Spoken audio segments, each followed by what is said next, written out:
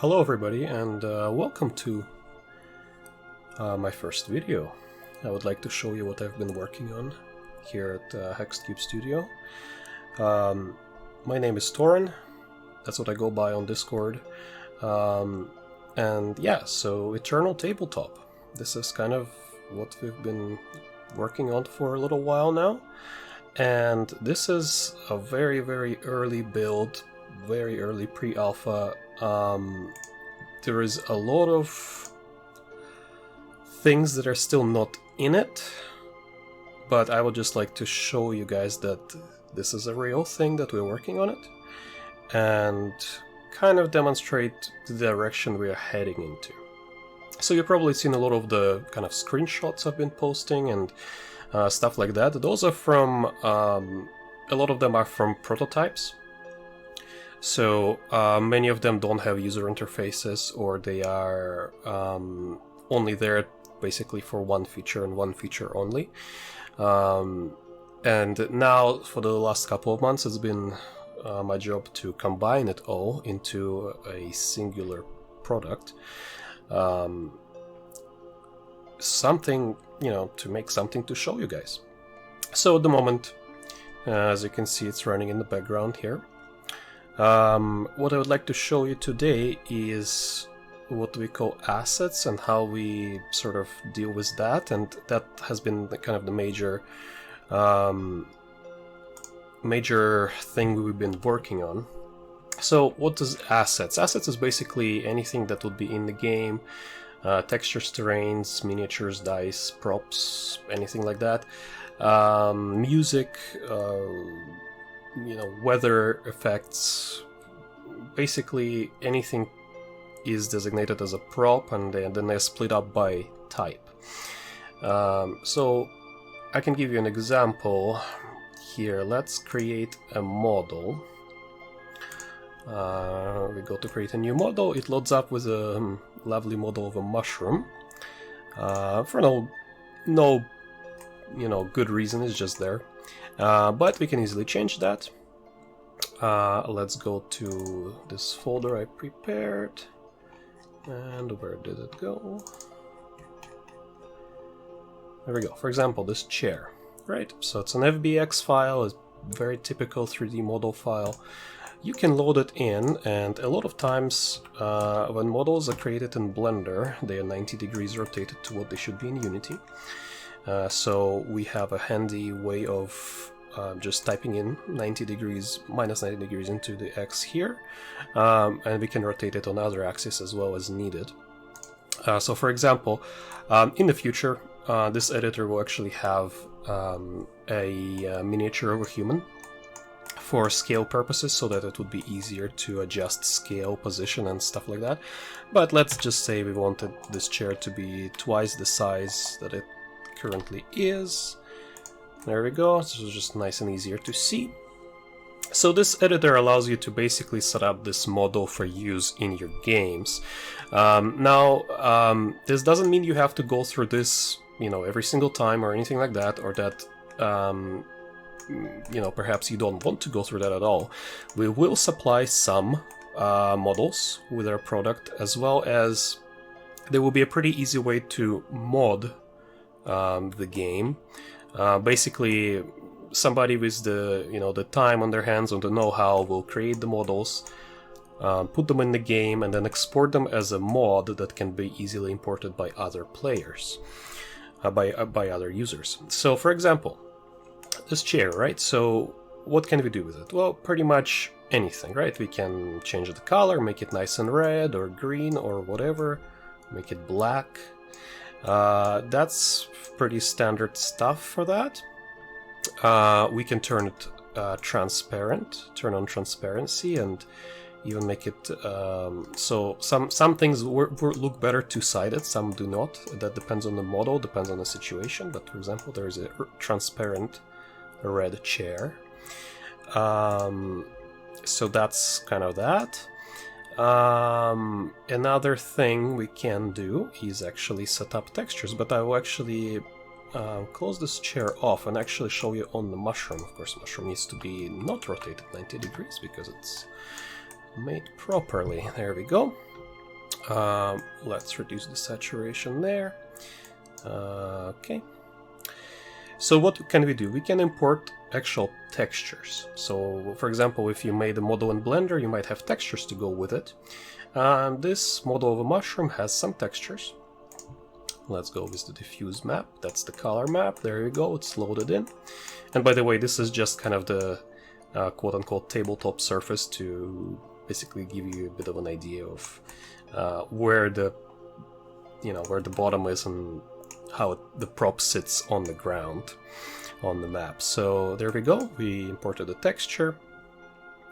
Does it have a metallic? I don't believe it does. Let's do normal map as well. Normal map, so that's like a bump map. You can see it became a little bit bumpier. That again, as I mentioned before, this is for those who are into this kind of thing, into this kind of modifications, and would like to go through this whole thing step by step and modify it as needed. For the rest of the folks, most of the time you will just be able to import the mods or use the assets provided in with the game. So, but this is just to showcase how easy it is to import models from outside. In a similar manner, you can actually import models from things like Hero Forge. We've experimented with that. We have a way to do it. It's not currently in the program, just simply because I was focusing more on the terrain side of things. But for example, another cool thing you can do, so we got an emissions map, and we can make the spots on the mushroom glow. That's what the emission map does. We can change the strength of the glow, as well as the color of it. Let's make it nice and green glowing mushroom. There we go. Yeah, all you have left to do is just save it, give it a name,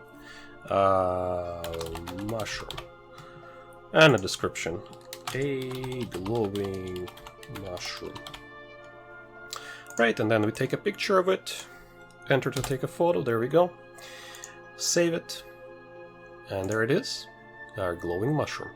Now, the picture it takes does not provide the bloom effect. There is a bit of a compatibility issue there that I have to figure out, but overall, yeah, it just gives you the idea of what kind of props you have. You'll be able to search them, search by names, by tags. There will be quite a few options how to sort them.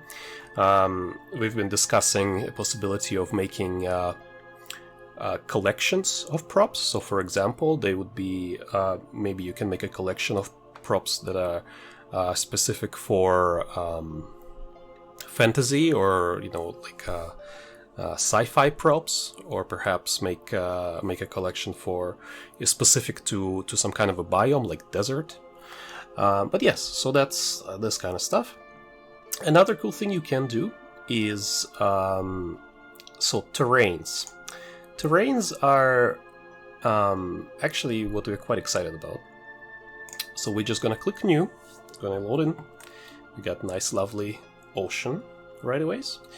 You will be able to turn it off if you don't need it. Right now I just have it set to just be showing. But anyways, so what we got here? We got our basically the screen you will see most of the time. On the left you got some of the useful stuff to deal with sounds. For example, this can adjust music volume, ambience volume, weather such as like thunderclap or birds singing or whatever you will have it set up as. This will set up, for example, time of day. It will have weather settings here as well. So time of day, you just basically drag the slider, and there we go. We currently have it updated. There we go. And now we have a lovely sunset and the moonrise on the other side. If you noticed, there is it does take a bit of time for the water to update to the color of the sky. We know about this limitation a little bit right now. We'll need to investigate it a little further to see what can be done about that, but usually doesn't take very long, just a few seconds. Helps if you look around and yeah, it updates. There we go. So now sun is high up in the sky. Latitude does, for example, if you want to simulate as if you are on somewhere closer to the North Pole and it's summer right now. So you have a day, like 24-hour long day. There we go. You just spin the sun around. But yeah, basically lets you adjust the latitude there. There will be a way to adjust moon phases and stuff like that a little bit. It's not so much work on the back end as it is more to do with the user interface, make it look nice. Alright, so at the bottom here, you will have things like the clock, pretty obvious. And then here, this will basically be a taskbar. Same as on the windows, it will show you which windows are open. Once you have character sheets and things like that to keep track of, it will be easier to keep track of them on the bottom. We've had a prototype that worked really lovely. It's just not integrated into the main build at the moment. But anyways, let's get back to the terrain building. So terrain, we can enter a seed, any number you like, 1, 2, 3, 4, 5. Size 1000, that is 1000 in-game units. That's about 1000 meters, give or take. So pretty large maps, plenty big enough for most RPG sessions. Usually you wouldn't want to use, to build a whole world in one map. A map is there usually for a specific encounter or a battle. So these will be plenty big. You can set them to whichever side you like, whichever size you like, I'm sorry. But yeah, height tells the generator how tall you want your terrain to get in the world units. This is a maximum value. It generally does not reach anywhere near that. It usually goes to about half when it generates mountains. But let's click generate and give it a second to think about it. We will have a better way of showing the loading process in the future, but for now, just a simple loading screen. And there we have it. Our terrain popped up. Let's get up in the air. As you can see, it generated a terrain, it applied a texture to it, with mountains being a bit grayer, the bottom here being kind of sandy looking. This is automated, and there will be a way to adjust that all in the future. But for now, we can adjust the sea level, for example. Make it so that it kind of sits like that. That looks good. And yeah, we can fly around a little bit and take a look around at the terrain. And so as you can see, when you get nice and close, you get nicely detailed terrain. You don't see as much of the grid lines of the texturing. There will be a way to set up, depending on how performant your computer is, there is a way to make these lines virtually invisible, but it is costly for performance, so perhaps people with more powerful PCs will benefit from that more. The water is quite lovely, as you can see. We have a nice transition of transparency there. We have under the water effect. It is quite blurry. It'll have to be... I believe there's probably a place to put an adjustment slider, depending on, if you want to play a game completely underwater, you might want to be able to see a bit better here. But for now, this works fine. But anyways, so let's say you generated this terrain, right? Okay, not bad. You actually don't need to regenerate it to change height. You make it taller. There we go. A nice rocky island. And as I mentioned, these textures, you will be able to completely replace all of them. It's actually pretty straightforward. But yes, so you generate a terrain. Right now, it generates islands. There will be a way to set up what kind of shape of a terrain you want. So in case you want to generate maybe a big valley or just a more or less even flat terrain, that would be possible as well. And of course, if you don't like the water, you will be able to turn it off completely. But yeah, so let's say we're happy with this one. We click accept and edit. Would you like to confirm? Yes. There we go. It changes slightly because it does switch to a different shader model. That would be something to address in the future, but for now, that's what it is. So there we go. We have our terrain generated. Now it's an actual in-game asset, and these buttons here, they all look like an eye and 3 books. That's just temporary icons there. Placeholders, so to speak. But yes, so these would be able to, you'll be able to set your biome. Biome would be able to tell the terrain which textures to use. You'll be able to set how high the highlands sit, as well as, if you remove the sea level, how low this starts, and tie it to the sea level as needed. At the moment that's not hooked up. I just wanted to get this video out to you guys as soon as possible, so that's kind of been on the back burner for a bit. But yeah, another cool thing is snow. You can actually set it up. Let's say we want it to be somewhere in the middle. Okay. Oh, let's see. Oh, there we go. We start seeing some snow coverage. There we go. So as you can see, we have this procedural snow coverage as well. Depending, so if you wanted to cover everywhere, that's not a problem. But if you want to say, okay, some areas are too steep, we don't want snow, sitting on sheer cliffs. It just doesn't stick to them that well. So there you go. You can adjust that. It makes nice, realistic looking snow. So, right. So for example, you can set that up, and then you can basically create this as a map and have a battle on the snowy top of this island, right? But yeah, so that's one of the nice things there. Let's remove the snow. What else do we got? I already showed you the sea level. So works nice and quick as well. You can readjust it on the fly as you need it. This is all, it's going to be fairly easy to synchronize between players.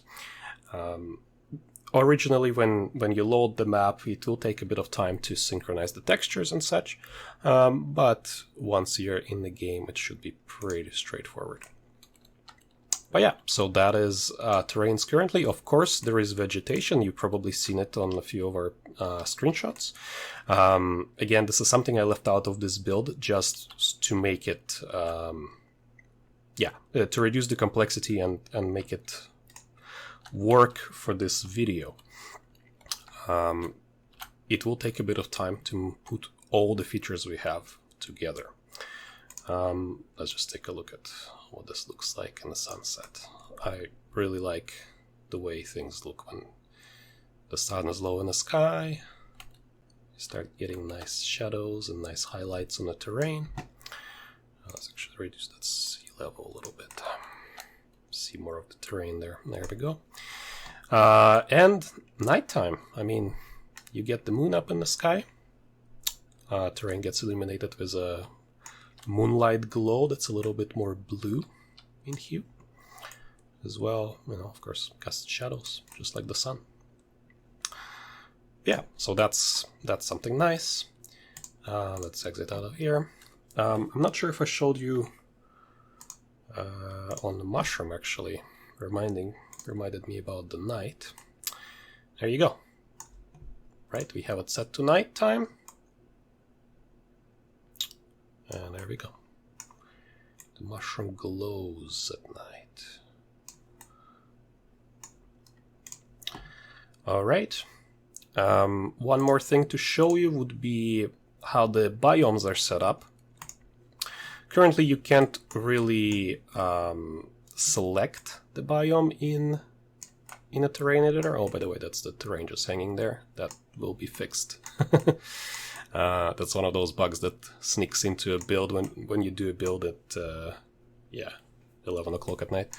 All right, so for example, if you'd like to set up, let's say, a texture for cavern walls, right? So, by the way, a lot of these textures are taken from some of the free PBR texture websites online. You can easily go there and download them. They're available for use, either commercially or not. Well, there we go. You take the color map, you take the height map, normal map, and occlusion map. There we go. You set up nice texture, looks like cavern wall. If you zoom right in, looks quite nice. I apologize if I'm very clicky with my mouth. There we go. Let's say cavern wall. It automatically takes the color texture to show you what it is. Saves it. There we go. Now it populated here. By the way, in here it will show you all your assets, or you can select a specific type. Right, so you created cavern wall. Let's say we create another one just for fun. Let's do patchy metal. Okay, I'm gonna take a color map, height map, a normal map. There we go. And the occlusion map. And by the way, there is more maps here, so if you have metallic surfaces or surfaces that have smoothness that need to be accounted for, or emission, so emission would be something like lava, for example. Yeah, you can create those. So let's save this. Call it metal. Save it. Okay. And then if we go on to biomes, so what this looks like, and it will of course spawn us in the water. That's another one of those things to solve. Lots of those there. So what happens here? So biomes consist of a number of texture groups, like a texture that we created just now, such as the meadow or cavern wall. They consist of a number of texture groups that you apply here.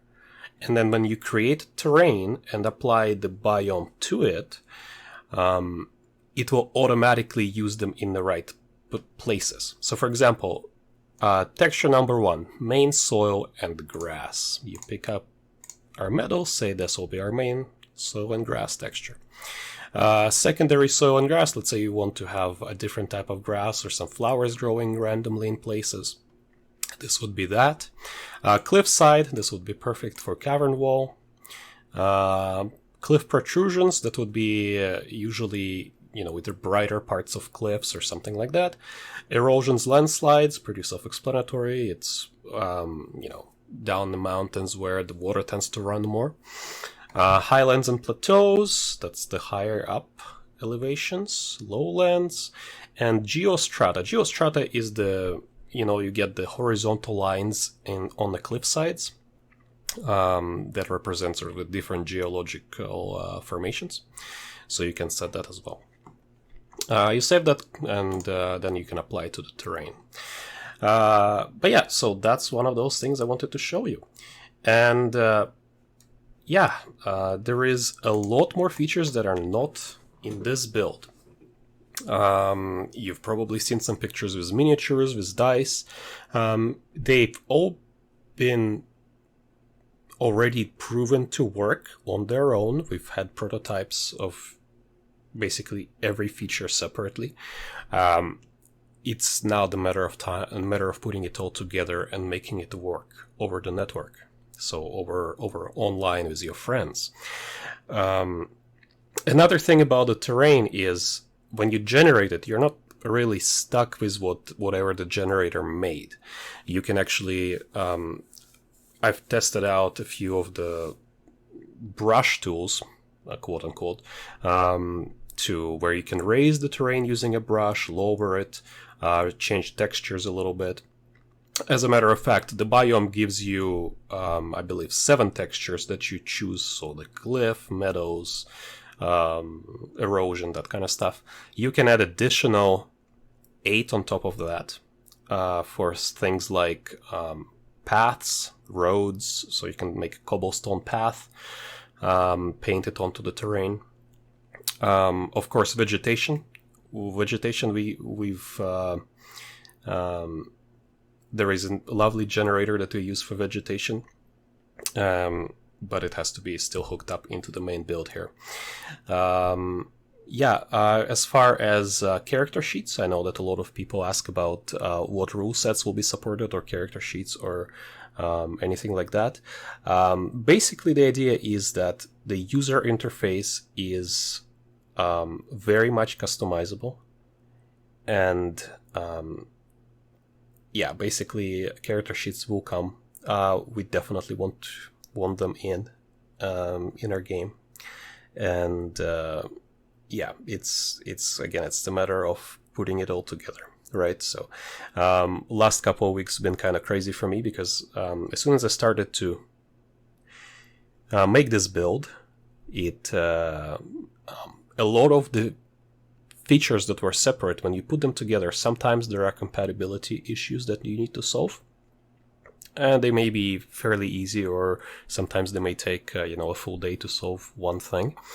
But in any case, we're working hard on it, and hopefully we'll be able to show you some more interesting things in the coming weeks.